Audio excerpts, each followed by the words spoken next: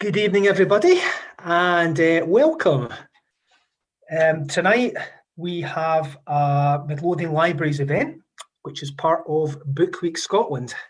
Book Week Scotland, for those of you who don't know, is an annual festival celebrating literature, poetry, writing and creativity throughout the whole of Scotland. And this year, of course, it's a little bit different. Where before we would have events in certain locations across Scotland, this year everything is happening online.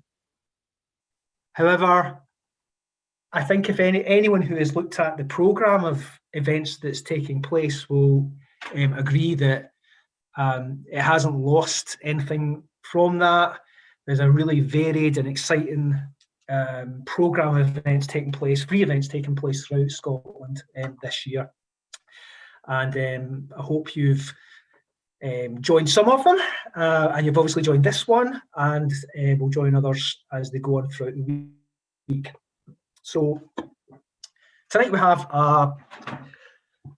an event as part of Book Week Scotland offered through Midlothian Libraries, and it is an open event, a chat with first-time writer Ryan Sturrock. Now, Ryan, I've known Ryan a good few years now. Ryan was originally a library staff member on a temporary basis and is now a permanent member of Midlothian Library staff. He is the smiling, welcoming face of Roslin Library. So before lockdown, Ryan was the person with open arms greeting everyone who walked through the door at Roslin, and when Roslin reopens he will be back in place as the face of the libraries in that community. But Ryan hasn't just I don't know Ryan just through his work in libraries. He's done various other things. He's been a DJ for hire, scratching those discs on the turntables. He has a show on Crystal FM, which you may have caught. It's well worth checking out.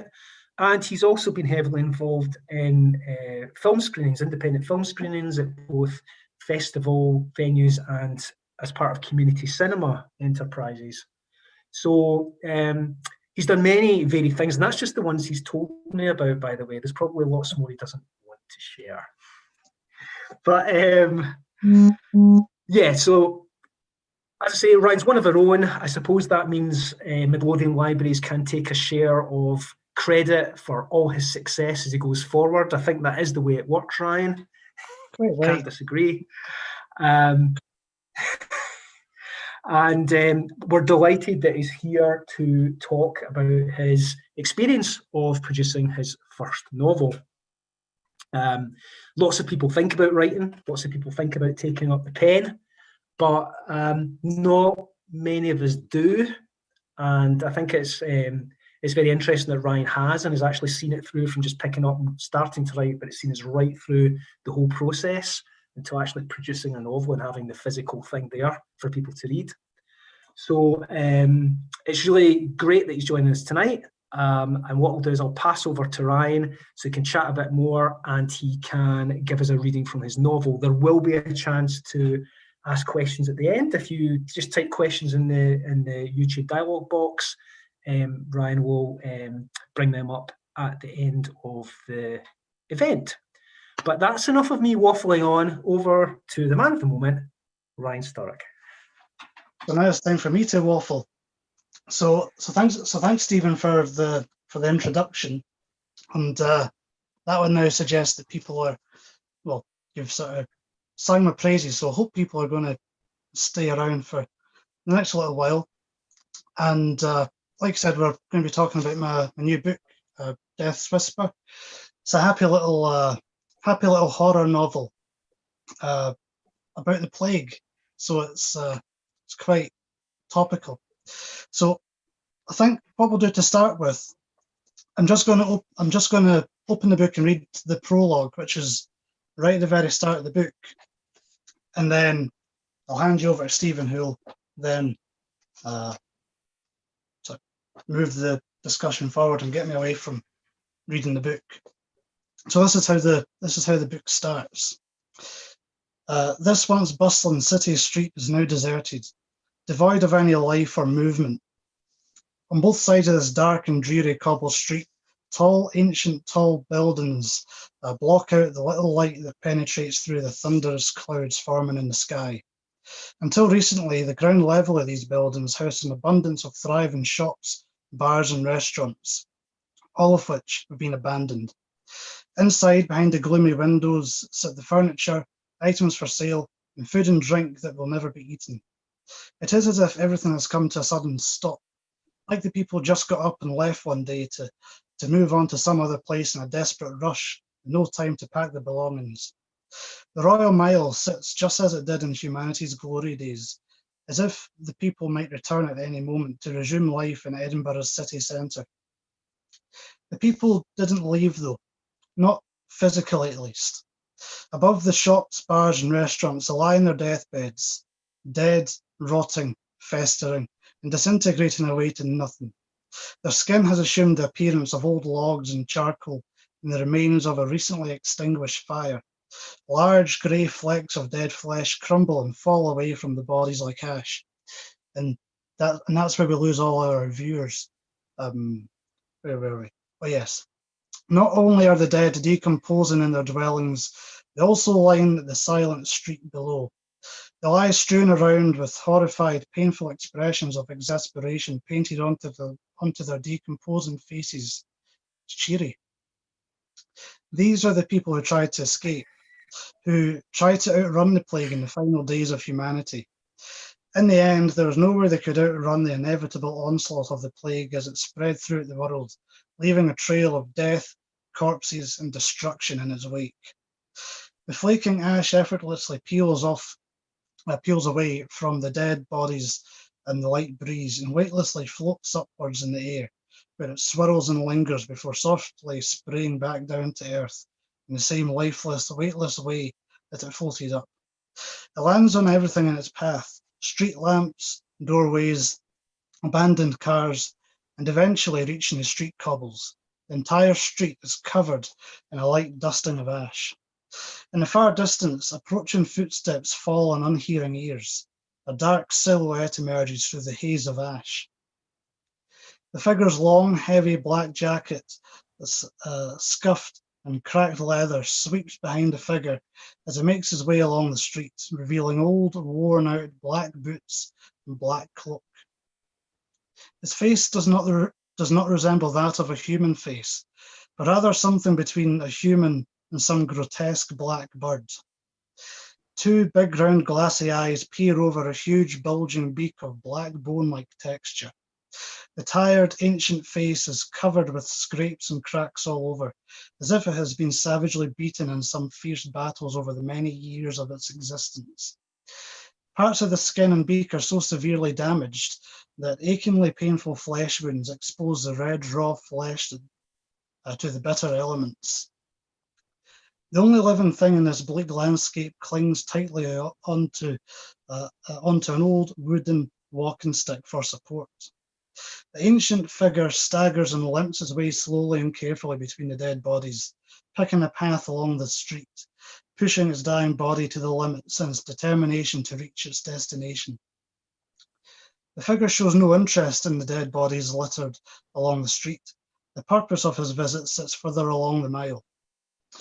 High above the cobbled pavement, situated on the top floor of one of the tenement buildings, sits a humble balcony. The balcony is the only source of limited fading colour in this otherwise bleak landscape. Decaying flowers and planters along the sides of the small square space display their fading colours, a blend of reds, blues, yellows, orange and whites, all of which will soon be as dead as the rest of the street. A dark doorway leads through the exposed brickwork to the wall and into the apartment. Sitting in a chair by the metal railings, an elderly man watches over the scene below.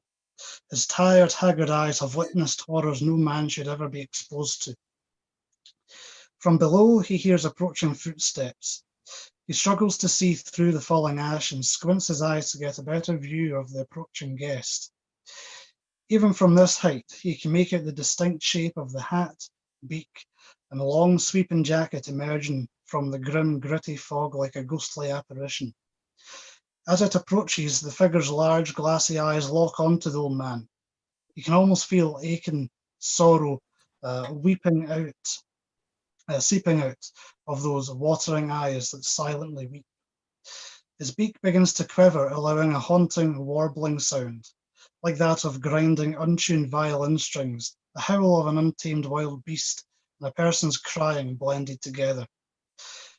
The petrifying sound has an unusually melodic structure to it, as if the figure is singing some unsettling, sorrowful tune. This is a familiar sound to the old man, who has heard it so many times before, both in life and echoing through his deepest, darkest nightmares. Always the same horrendous grinding racket that somehow manages to convey all the pain and suffering of the world, enough to make even the hardiest person's heart pine and weep. It is as if all the sorrow, death, and grief of humanity is escaping from that grotesque beak. The old man has anticipated this moment for what feels like an eternity. His heart plummets to his feet as he comes to terms with what the appearance of his visitor signifies. The end has come. This is where it ends. He too begins to cry, but these are not tears of fear. The paramount fear that had once tormented his thoughts has long since subsided into grief. A sadness so great it feels as if he grieves for the entire human race in the final moment of his life. The uninvited visitor begins to make his way up the tired metal staircase which leads to the rooftop garden. With every step, the dreadful, wounded crying melody grows louder and closer to the old man. There you go. That's something nice and cheery for a Tuesday evening. And so that's how the book starts. And then it then goes back in time, and then during the course of the book, then builds up to that moment, which comes back later on. So that's me. Well, thanks for that, Ryan. Thanks for that. That was really good. A really kind of very detailed look at a kind of post-apocalyptic world. When you started talking about the deserted streets and like the cafes all being empty, I thought tier 4. But then it meant much darker even than that. And yeah, I thought we're in a different realm altogether here. So what I thought I'd do is I'll start off by asking you a few questions, if that's okay, Ryan. And the first one I thought I would pitch your way is, what attracted you to the horror genre, or if you like, what is it that you like about horror as a genre? Well, I've always sort of enjoyed, I mean, I don't know exactly what sort of pulled me into horror to start with, but I've always been a horror fan for as long as I can remember. And bizarrely, it started quite a few years ago when I was in high school. To be honest, I was probably too young to be watching it, but I watched The Shining, the film by Stanley Kubrick, and to that point, I had sort of stopped reading for a few years when I went to high school. I just sort of, for whatever reason, sort of got out of the habit of reading. And then I watched the film, The Shining, when I was probably too young to watch it, but cracking film. I thought, oh, that's really good. So I thought, I'm going to read the book now. And I went and read the book by Stephen King. That's my all-time favourite novel. And from there, I've just always sort of been into horror from there. So most of the books that I read myself tend to be things along the same sort of lines as Stephen King. So I read a lot of horror stuff myself. So that was just a natural sort of thing to go on to write, if you know what I mean. Yeah, completely get it. And do you prefer, if you're talking about your films, do you prefer the kind of gore stuff, or do you prefer the more kind of suspense, scary stuff? Well, being honest, I'm not really a huge fan of the gory sort of horror. And with one exception of The Shining, uh, I'm not really a fan of the whole haunted house type horror where, oh, we're in a haunted house, oh, it's always in the dark, oh, conveniently there's no phone reception, oh, scary. I mean that just doesn't really do anything for me personally. Although recently on Netflix, I ended up watching The Haunting of Hill House and The Yeah, Haunting of Bly Manor, and that's my other one. Yeah, they're both they're both that sort of thing, sort of stuck in a haunted house, but it's done in a very artistic way. It's not your usual sort of thing where it's so haunted house, no phone signal, just a real corny sort of horror thing. So I like things that have a good story to them and a good sort of backdrop to them and something that's intriguing and sort of pulls you in. And I think that's what I liked about both of those series on Netflix is the fact that they were they were like it sort of pulled you in and you had and for me anyway it sort of made you want to watch more and more and more just to find out what was going on and and what it was building up to. So those sort of stories that's the sort of horror that I like, sort of intriguing stuff. yeah. So we know what you like now, and what you probably possibly brought to your writing. So I suppose at this point, the correct question to ask is, what made you decide to write a novel? Well, what what it was, I'm a well, my imagination's always reeling away with some idea or another, and I seem to have a very active imagination where although where although you'll think that I'm there in person, I'm physically there with you, but in my head I'm often some daydream inventing some fantasy world. So so quite often, No, sorry. it all becomes clear now, Ryan. Oh yeah, Those faraway looks in your eye when I'm talking to you. it all makes sense at work now, doesn't it? Sorry, go on. Um, Oh, it really does. so I'm always inventing these Go ideas on. Sorry. and these stories and sort of ideas in my head.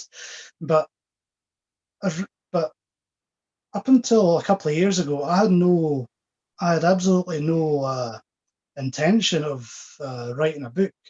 Um, because when I finished school, I studied in film production. So that's always been the sort of line of work that I enjoy doing is film production and everything that involves TV, film, you name it. And when I first dreamt up this idea, I saw it working as a horror film. But then the more the more that I began to develop the idea in my mind, the more I realized very quickly that the sort of well, for reasons that will become apparent to anyone that reads the book, it would require quite a substantial budget to actually produce it, and it's a budget that, quite frankly, that I just don't have to throw at such a project. But I'd sort of become attached to this cheery little story that I had invented. So I thought, well, I don't want to just leave it to disappear. And I thought, well, I like reading, I like horror. Why don't I just sort of take that story that I had sort of invented and develop it as opposed to being for a film, putting it into a book format because I thought, well, it's cheaper to produce a book than it is to produce a film. So I thought, nothing to lose. So that's basically a rather waffled explanation of how I became or how I got on to writing this. Okay, that's really interesting. What about the whole process of writing? Do you find it hard to motivate yourself to write? Because I mean, writing a novel is quite a long process. It takes a long time Yeah. from when you first start to when you think that's a finished product and that you're happy with to put out there and let others read. Um, do you do you find you had to be quite disciplined about it? Did you have to actually have a schedule, or was it more you did it when you felt the creative juices flowing, if you like? How did you approach the whole thing about writing? Well, see at home. Um, I mean, I must admit that at home, I'm quite easily distracted because at home I've got the internet, or I'll just watch a film, or there's something on the TV, or I'll just read a book. So so I am quite easily distracted at home. But what I found is that when I'm on holiday, that's when my mind becomes even more active and even more imaginative than it normally is. So for me, it made logical sense to do the writing while I was on holiday. Most people go on holiday to swim in the sea, or go out for meals and go for walks, Relax. Yeah. or whatever. Whereas I went on holiday to do a bit of that and to sit in the sun and do some writing.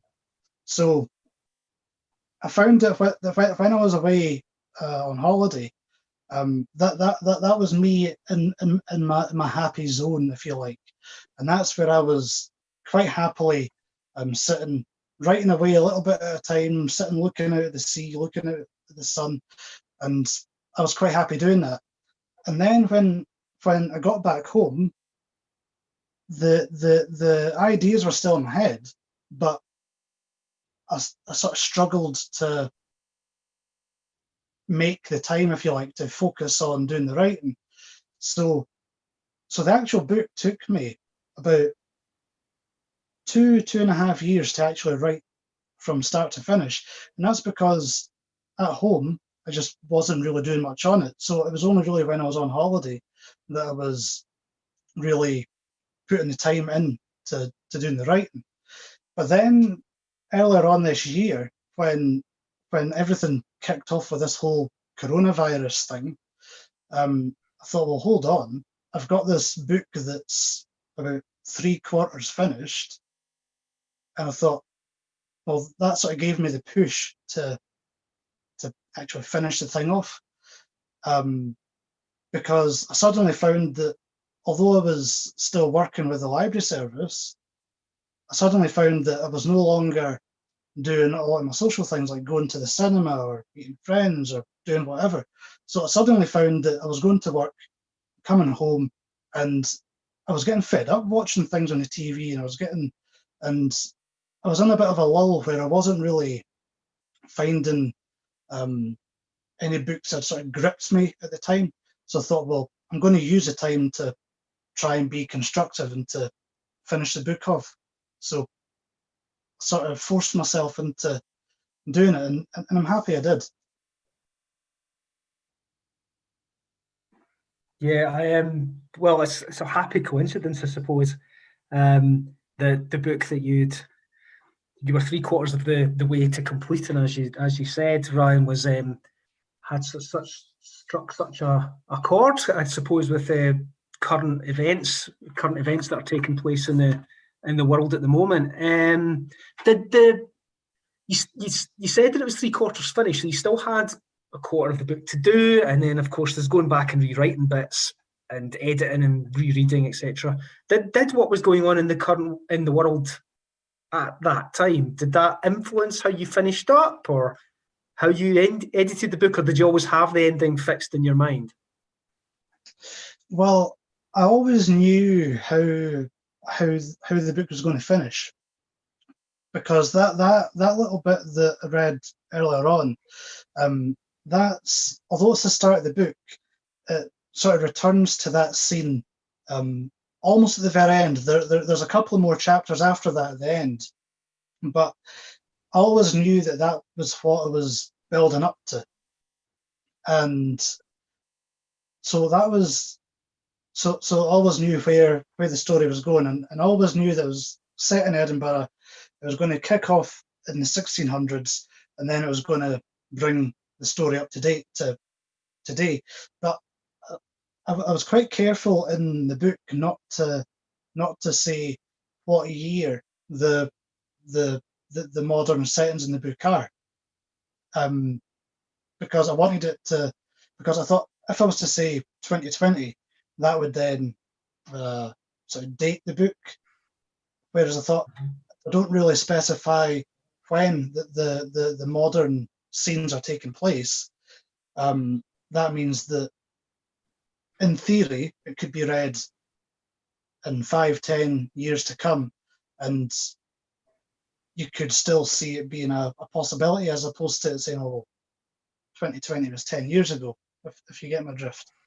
But interestingly, although I knew where the story was going to end, how it began actually changed a little bit as I began writing it, because, well, I tried to write the story in a logical order. So I started at the beginning, and I tried to write it sort of going beginning, middle, end.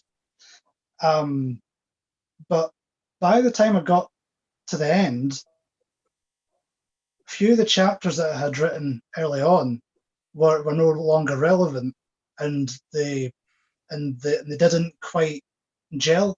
So I ended up going back and rewriting probably the first sort of 3 or 4 chapters.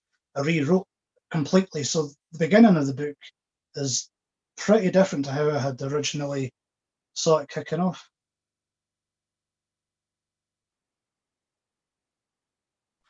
Right. Okay. I suppose that's kind of that's interesting, because a lot of novels go through that kind of process, don't they? Where they alter and they change, and sometimes the final product that you end up with can be very, very different to what you originally envisaged. Yours didn't change that much, but there certainly there seemed to have been a certain amount of transformation, if you like, with the novel as you went along.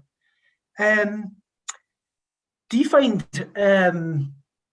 it's just occurred to me? Did you find it easy basing? Well, first of all, I suppose, why did you base it in Edinburgh? And secondly, do you find it quite easy? Did you find it easy that you were basing it in a place where your readers would know all the locations, or do you think sometimes it's easier to write a book where you're in a more fictional location, so you don't have to be accurate? Well, I think that, well, for me, I had based it in Edinburgh because, well, basically, it's the whole story sort of stemmed from the idea that in Edinburgh during the 1600s, when you had the Black Death plague that was doing the rounds, there was these streets, these underground streets in Edinburgh that you can still go and visit at various tourist attractions, which I won't mention because I haven't sponsored me to promote them. But if you can probably guess from top, and you can actually go underground and see these streets. And what they did during the 1600s is they actually put plague victims into these closes, and they were sort of left there to get better, but most of them never got better. Most of them passed away when they were down there.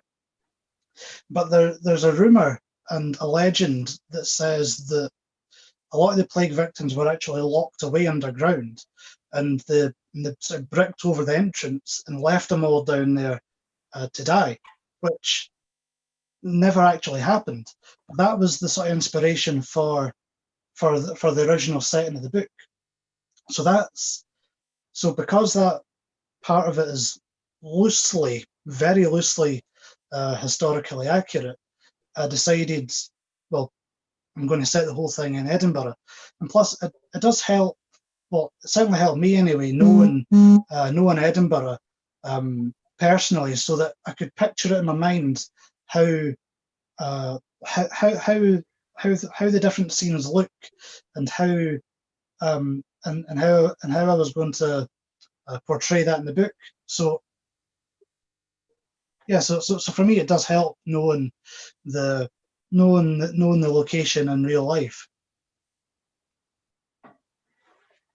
Yeah, well, I suppose like you were saying, the historical background kind of centred where you were going to be, where your novel was going to be based, given it is the history of the Edinburgh Plague that's vital to the part of the story. I wonder, what advice would you have to people who have a story in their head and are starting out and thinking of going down the kind of the publishing route that you went down? Have you got any advice and tips you could give to people? Well, the only thing I would say would be to just go for it, because I mean, I'm not an expert by any means of the imagination, but I think that, well, it's an old cliche, but I do think that everyone has a story in them. And I think it's a shame that so many people have these wonderful ideas in their head, but they never see the light of day. And I think that even if you think, oh well, no one's going to want to read it, I think there's always going to be an audience for any kind of story, because I realise that I'm writing horror, and I know that horror isn't really everyone's sort of thing, but I think that every story has a place. So I think the hardest part is actually starting it. But once you've started it, well, for me anyway, I found that it all just began falling into place. And yeah, so I would say just go for it and sort of let the whole thing reel off. One thing I would say that I found very useful actually was once I had the first draft of the book finished, I had actually gave it to my dad to have a look through, and quite handily, I had in my head I had killed off this one character, but I forgot to mention that in the book. So my dad said, "Oh well, this character,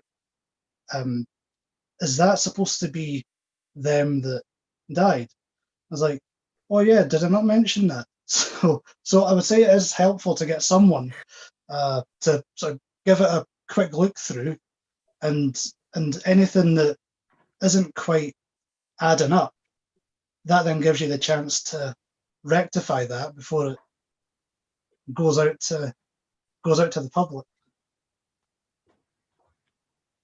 Okay, how did you find the whole kind of self-publishing thing? How did you find that experience? Well, I quite enjoyed it because, well, being honest, I'm a bit of a control freak.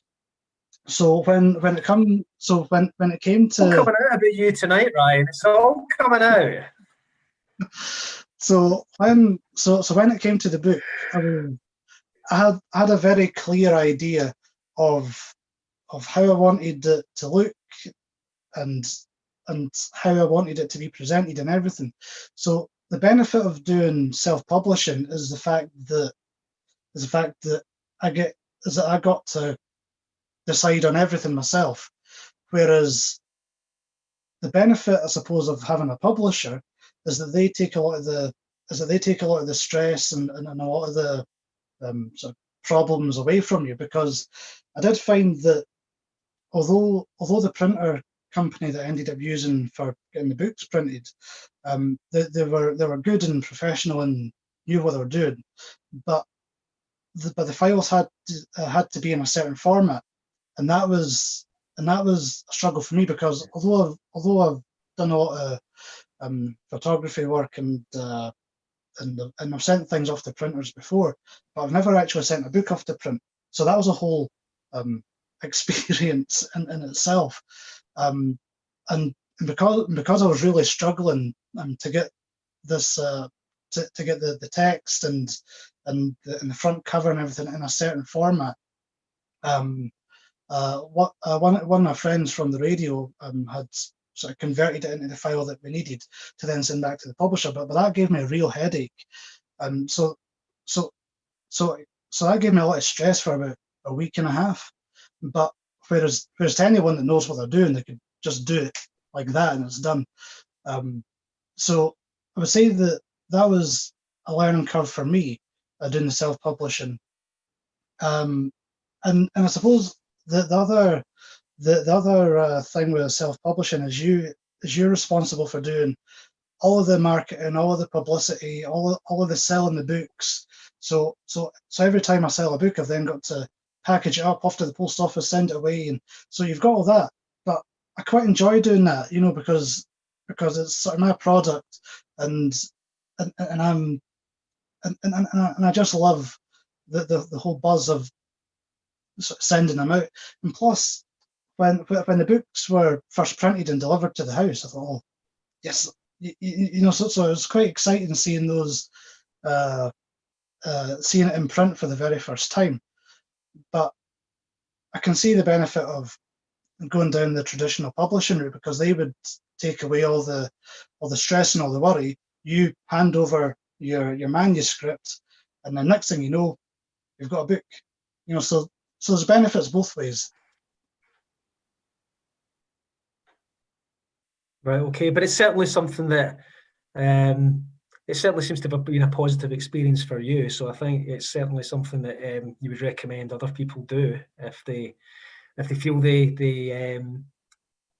have a product, they have a piece of writing that they want to reach a wider audience.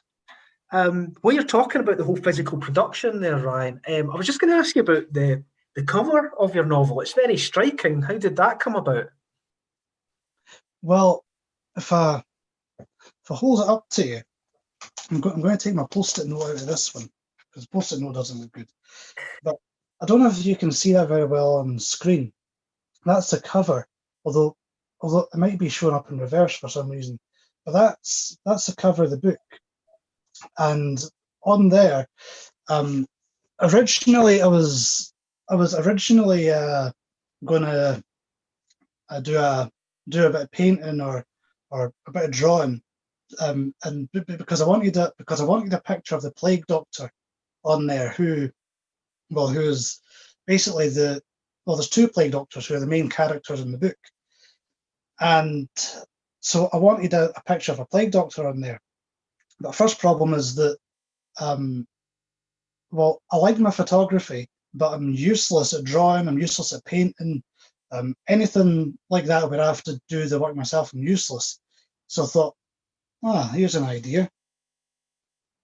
So I ended up getting a mask, plague doctor mask.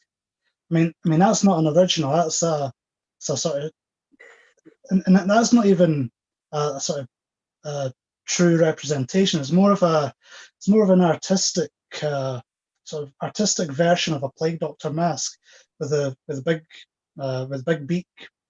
And this one's got hands on it. So what I did is I photographed the mask, and then I added the background to it, and I made it look like smoke is coming out of the mask, and that's a reference to one of the scenes that takes place about towards the end of the book. It's so it's a reference to one of the scenes later in the book, which I won't ruin for anyone that hasn't read it. But so that's what I did, and to me, with my when I'm doing photography stuff, quite a lot of the photography work I say like landscape sort of stuff that I do, that quite a lot of my photos focus on color.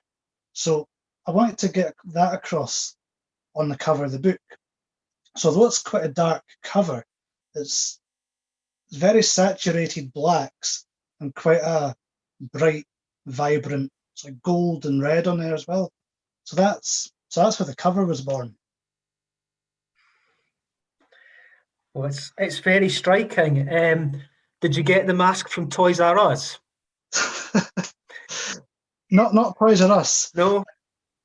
I got it from an independent from an independent seller online, because see that's the benefit of the internet. You can go into any of these independent seller websites, like Not on the High Street or Etsy or one of these. You can basically type anything in, and guaranteed someone out there is making something that you're looking for. So it's great. I mean, I just typed in a plague doctor mask, and I came up with hundreds of results. I thought, oh, I like the look of that one. So it's good. Yeah, it's the advantages of technology. If you're looking for a plague doctor mask, you've got hundreds of choices. I wonder, Ryan, has any questions come in over the YouTube stream? I'm just going to have a look. There has been people commenting, but I'm not entirely sure what they're saying. Give me a second. Well, while you're checking that, can I ask a question? You can. Has your appetite been whetted by your first novel, or do you think you have the strength and the fortitude to tackle another? Oh, definitely. And I've already got about 5 ideas floating around in my head, but I've sort of been focusing on one of them that I think is going to be the next book. So same again, it's certainly going to be set in Scotland. I'm not entirely certain if it'll be Edinburgh. I think a part of this next one will be Edinburgh. And again, it's going to be another horror type book, but I don't think it's going to be as bleak as this one, because this one I've written is, I mean, I make no bones about it, it is quite a bleak, dark story. And I think this next one that I'm planning will,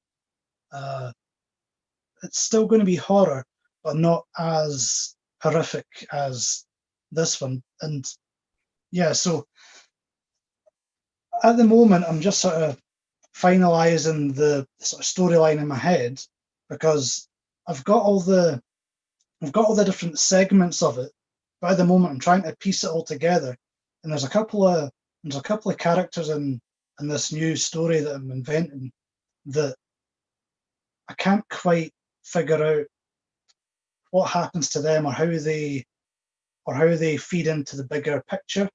So at the moment I'm trying to figure all that out first, and I'm hoping to begin writing it in January if I've got all the sort of pieces in place, and then hopefully in January I'll begin writing it properly. So it's certainly got me going for more books. Right, let's see. Someone's saying can't wait to read it. Let's see. So atmospheric. Well, it's certainly grim. I'll give you that. And also agreeing, The Haunting Hill House is good.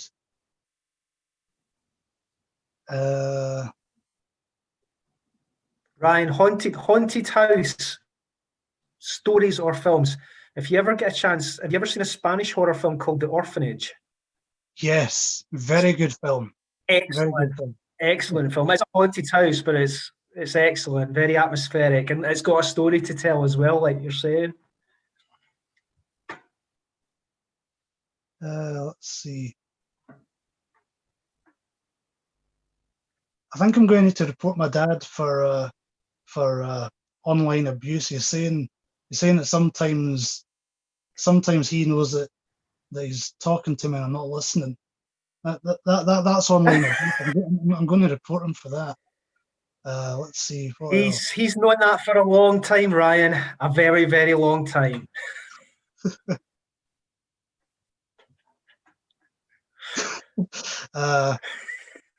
Ian Stewart, he's saying, shut your blinds, Ryan, someone's looking in. Okay. That's quite creepy, actually. That could be the basis for a novel. It could be.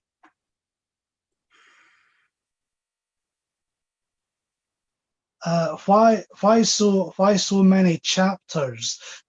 That's a good point. For anyone that goes on to read the book, there is quite a lot of chapters. Let me just double check how many there are. Right, let's see. There are 6 to 8 chapters plus the prologue right at the beginning, so technically 69 chapters. The chapters in the book are quite short. They're not big chapters, and the reason the reason I did that is because although Stephen King is probably my favorite author, quite a lot of his books are like door stoppers, and I think that sometimes, as good as a book is, it can sometimes go on just a little bit too long. So what I try to do with chapters in this book is I try to keep them short and concise and to the point, but while telling the story just as I felt right. So I think well, personally, I mean, I'm biased, but I think it's quite a fast-paced sort of book.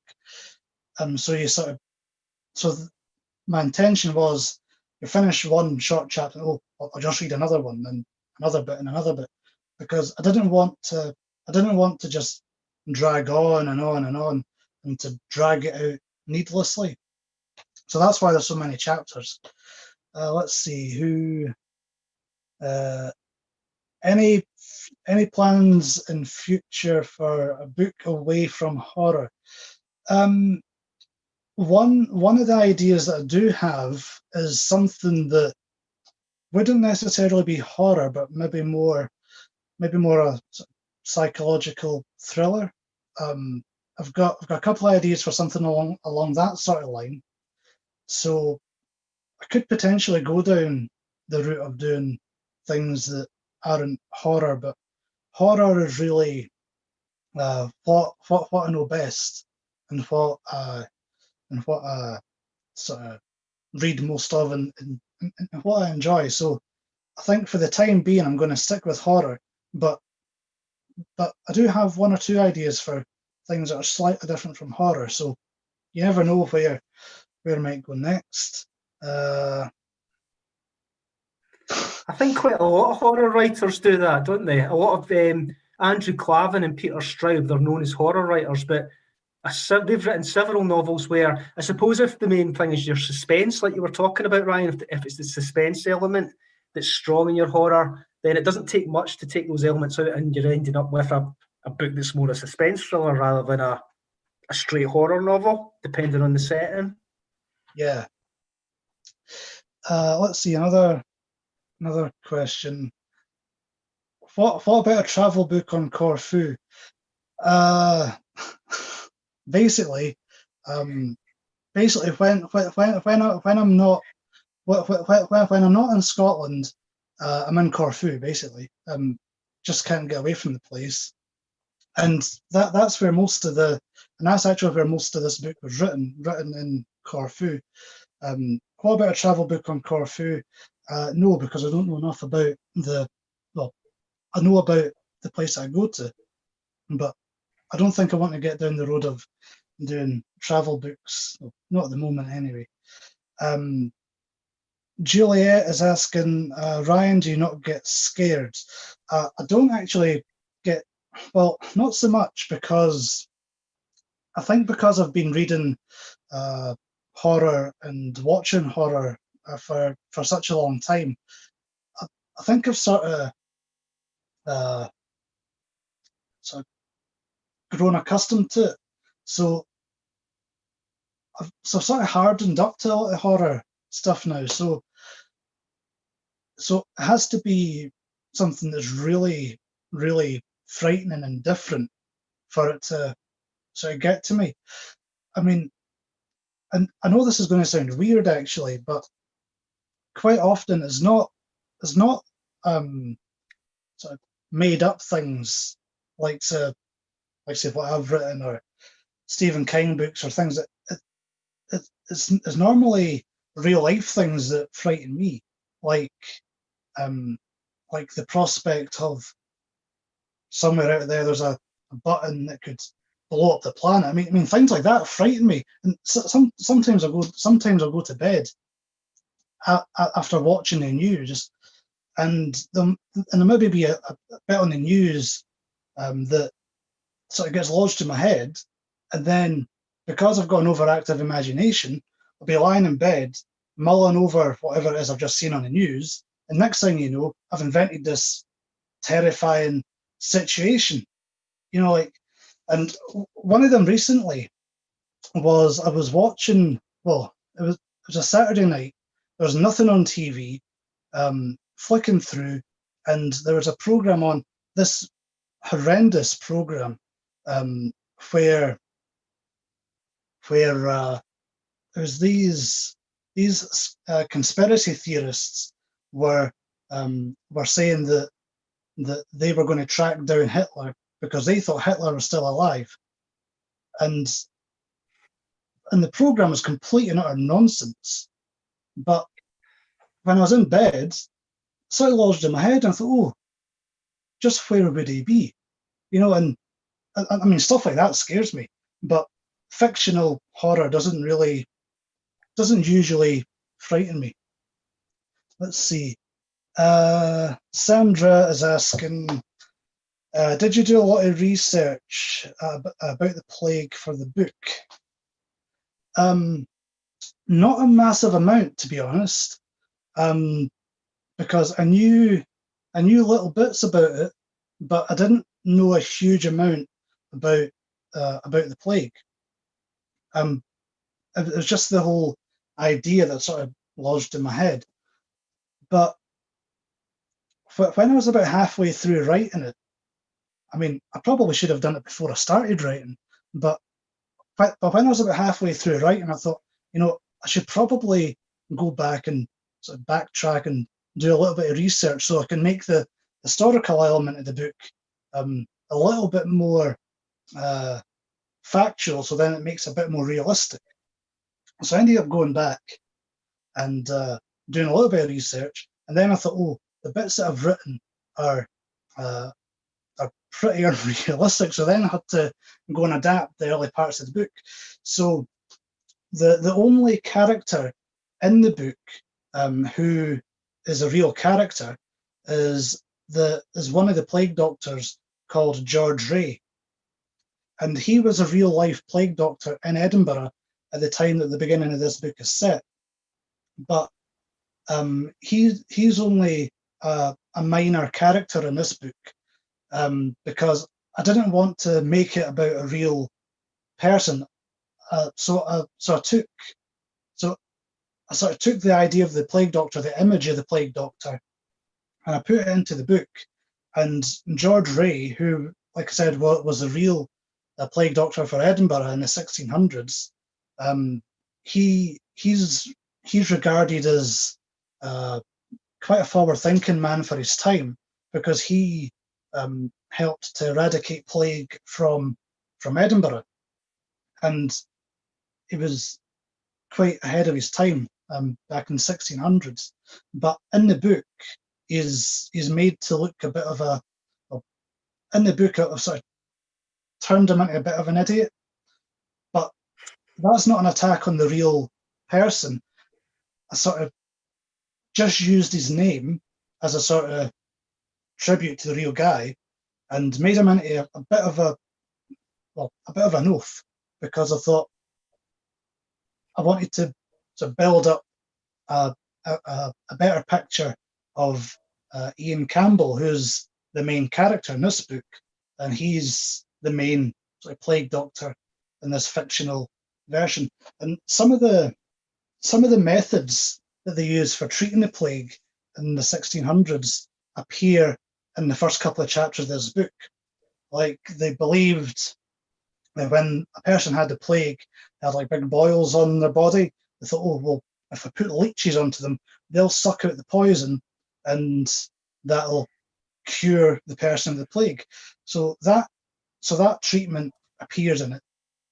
And also something that was really strange was they had this wacky idea that if they took a live chicken and plucked the chicken so it was no feathers on it, just this naked chicken, and rubbed it up and down the body of the plague victim, the chicken would catch a plague and the person would be cured, which by 1600s terms, that was quite a radical idea.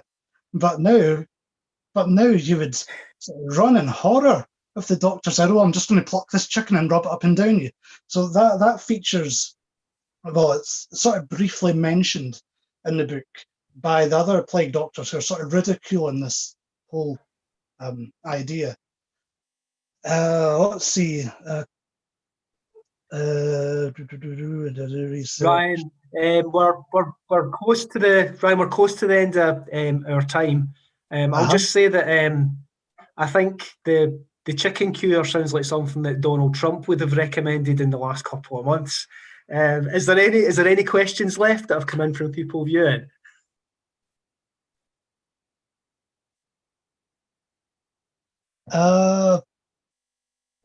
Not so much, although Wendy is saying a solo night shift in Roslyn, that would be scary. It's not that bad. It's not that bad. The Roslyn locals are very friendly. They're very friendly.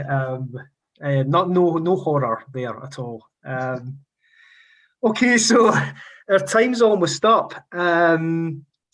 So if people want to read the book, if they haven't already, and they should, they can borrow it from Midlothian libraries. Or where else can they track it down, Ryan, if they want their very own copy to pass on to their friends? Well, if you want your very own copy, there's a couple of different places. You can get it from my own website, which is www.ryansturrock.com. So you can get it on there as a paperback, ryansturrock.com, all one word. You can also get it on Amazon, but the only problem with Amazon is they will charge extra for delivery. It's also available as an ebook on Kindle, Kobo, and Google Books. But of course, if for whatever reason you're not a member of the library, get yourself signed up, and you can borrow your copy from Midlothian Library Service. Great, thank you, Ryan. Okay, so thanks everyone for joining us this evening. It's been a really good hour. It's just flown past. Thanks, Ryan, for the chat and for introducing us to your book and telling us how it all came about. And as I say, if people haven't read it already, I think appetites will be whetted to track the book down and read it. Thanks for having me. So thanks, Ryan, for joining us tonight. Thanks all of you. No, thank you. And thanks all of you for joining us tonight as well. This is Tuesday, only the second day of Book Week Scotland. There are other events going on throughout Scotland, including if you've enjoyed tonight and fancy another Midlothian-based author event, we've got one on Thursday night with Rebecca McKinney. I've heard Rebecca speak before, and she's really good value as well. So I would recommend that you join us for that one as well. But as I say, thanks everyone for coming along. Thank you, Ryan, for a really great event, really interesting event. And have a good evening and happy Book Week Scotland, everyone. Thank you.